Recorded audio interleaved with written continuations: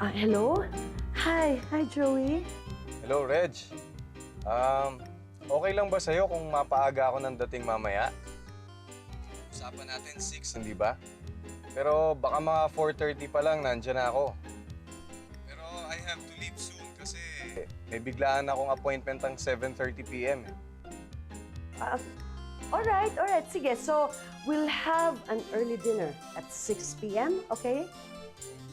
Okay, sige. Para makapagkwentuhan na rin tuloy tayo. Okay, sige, see you. Bye! Oh my gosh, 3:30 na. Isang oras na lang. Anong gagawin ko? Isang oras na lang. Wow.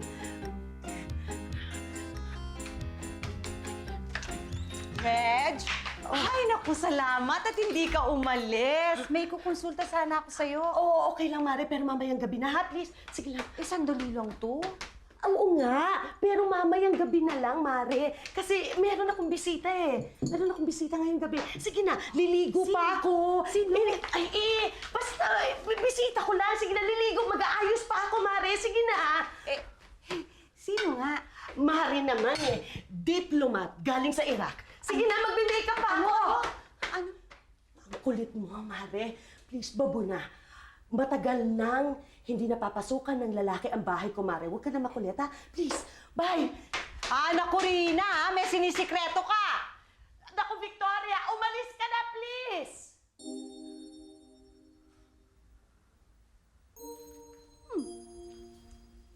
May kandila. Set up, ha?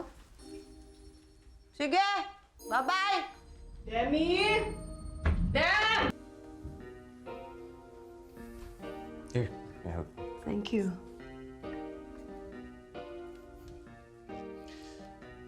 Pwedeng magtanong. I hope you don't mind. Ikaw naman, hindi ka pa nga nakakapagtanong, defensive ka na agad. Pero sige, ano yun?